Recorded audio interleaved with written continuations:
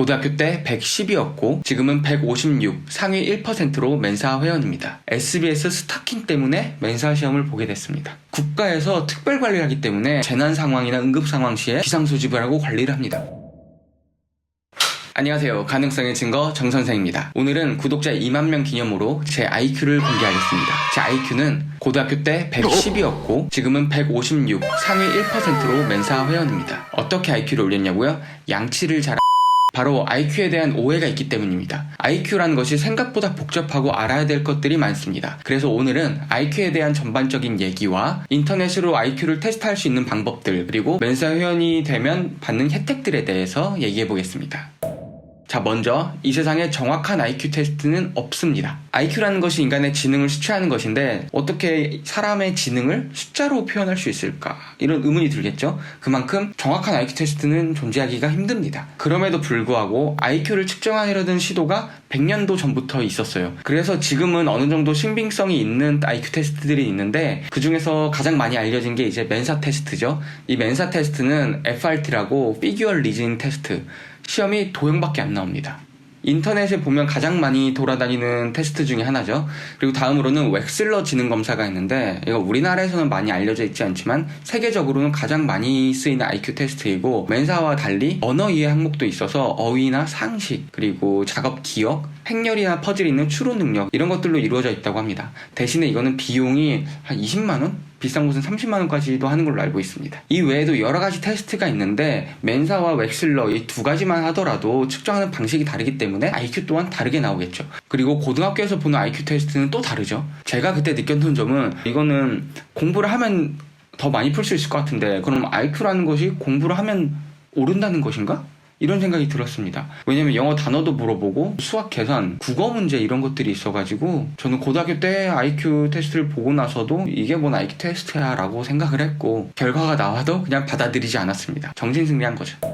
자, 그리고 숫자가 전부가 아닙니다. 이게 무슨 뜻이냐면은 멘사에서 156은 웩슬러에서 135와 같습니다. 이게 왜 이렇게 되냐면 표준 편차 때문입니다. IQ라는 것이 인간의 지능을 수치한 것인데 기준이 없기 때문에 전 세계 사람들의 평균 IQ를 100으로 기준을 잡고 표준 편차에 따라서 상대적으로 측정을 하는 것입니다. 그래서 표준 편차를 24로 하면은 상위 1%는 156이 되고 2%는 148이 됩니다. 이게 멘사 기준이고요. 근데 전 세계적으로는 표준 편차 15를 더 많이 씁니다. 이렇게 되면은 상위 1%는 135, 그리고 2%는 130이 되는 것이죠. 그래서 정확한 IQ를 얘기하려면은 표준 편차 15에 135다. 뭐 이런 식으로 표준 편차와 IQ를 같이 얘기해야 됩니다. 물론 고등학교 때 저는 이런 IQ에 대해서 잘 몰랐지만 그냥 IQ가 110이 나오고 나서 무시했습니다. 그때는 제가 좀 거만한 면도 있었기 때문에 뭔데 내 IQ를 마음대로 판단하냐, 나는 똑똑하다, 그냥 이렇게 스스로 똑똑하다고 생각했기 때문에 결과를 무시하고 그냥 똑똑하다고 스스로 믿고 공부를 열심히 했습니다. 그리고 성인이 돼서 멘사 시험을 보고 싶었는데 두려워서 안 봤어요. 막상 IQ가 낮게 나오면은 자존감이 좀 떨어지고 기분이 안 좋을 것 같아서 안 봤습니다. 그러다가 SBS 스타킹 때문에 멘사 시험을 보게 됐습니다. 제가 23살 때 SBS 스타킹에 나갈 기회가 있었는데 통편집을 당했어요. 총 4번 출연하는 거였는데 처음에 통편집을 당하고 나서 멘붕이 왔습니다. 어떻게 해야 편집을 안 당할까 고민을 하다가 멘사 시험을 보고 합격을 해서 이걸 잘 포장해서 멘트로 치면은 편집을 당하지 않을 것 같아서 실제로 멘사 시험을 받고 합격을 했고 잘 포장해서 멘트를 쳐서 편집을 당하지 않았습니다. 자, 그러면 멘사 회원이 되면 어떤 좋은 점이 있을까요? 일단 국가에서 특별 관리를 하기 때문에 국가 뭐 재난 상황이나 응급 상황 시에 국가에서 저희 멘사 회원은 따로 비상소집을 하고 관리를 합니다. 라는 루머가 있는데 그런 거 없고요. 일단 저는 개인적으로 저에게 긍정적인 변화가 생겼어요. 저는 원래 외우는 걸 잘 못해서 암기머리가 없다고 생각을 하고 실제로 암기 과목은 잘 못했어요.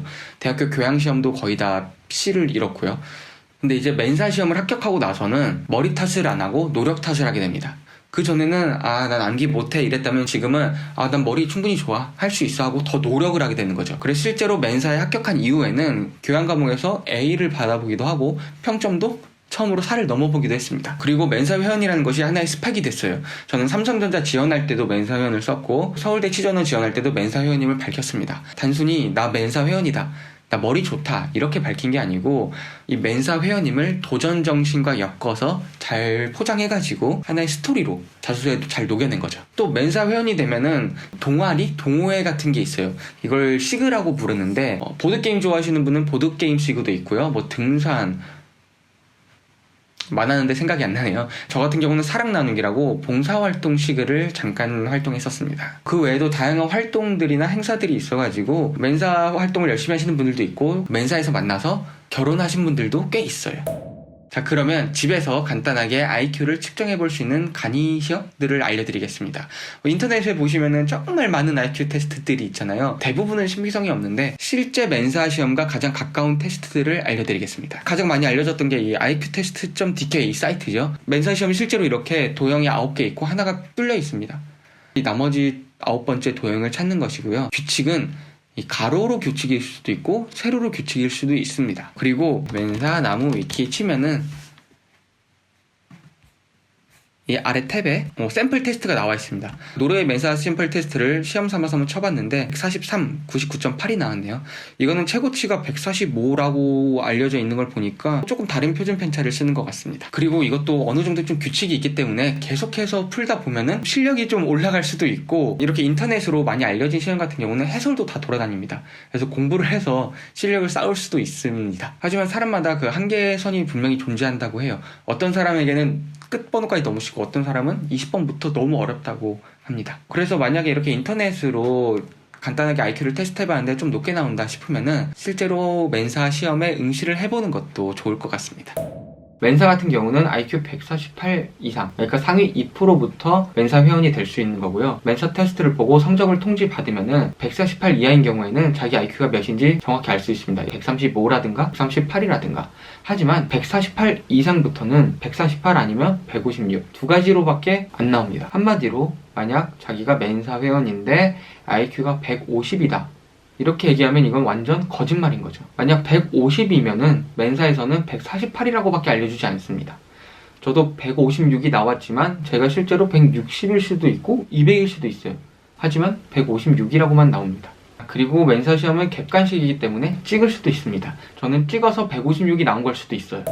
자, 정리하자면 저는 IQ라는 것이 얼마나 똑똑하냐, 얼마나 알고 있냐를 나타낸다고 생각하지는 않습니다. 얼마나 똑똑하고 얼마나 알고 있냐를 물어보는 건 지식이겠죠. 하지만 IQ는 지능을 나타내는 것입니다. 그래서 그 사람이 얼마나 알고 있냐를 나타내지는 못하더라도 얼마나 알 가능성이 있고 얼마나 똑똑할 가능성이 있냐, 한마디로 지적 잠재 능력을 나타낸다고 생각을 합니다. 그래서 여러분이 고등학교 때 IQ를 봤는데 낮게 나왔으면 정말 그냥 무시하셔도 좋습니다. 고등학교 때 본 IQ 시험은 약간 상식이라든가 지식 기반의 문제가 나오는 경향이 있기 때문에 낮게 나와도 정말 신경 안 쓰셔도 됩니다. 그냥 정신승리하세요. 물론 높게 나왔으면 그만큼 많이 알고 있는 것이니까 무시하지 않아도 되고요. 대신에 정말 자신 IQ가 궁금하다 하시면은 나중에 멘사 시험이나 웩슬러 지능검사를 받아보면 되고요. 그렇게 해서 만약에 공부를 별로 못했고 성적이 나빴는데 IQ가 높게 나왔다. 그러면 자신의 머리를 좀 더 신뢰하고 더 노력할 수 있는 계기가 될 것이고, 아니면 원래 공부를 조금 잘하고 성적이 높은 편이었는데 IQ가 낮게 나왔다면 자신의 노력과 성실성에 박수를 보내도 좋을 것이라고 생각합니다. 다음에는 제가 웩슬러 지능검사를 받아보고 IQ를 한번 공개하도록 하겠습니다. 아마 낮게 나올 거예요. 자, 그래서 오늘의 결론, IQ를 올리려면 양치를 잘하자.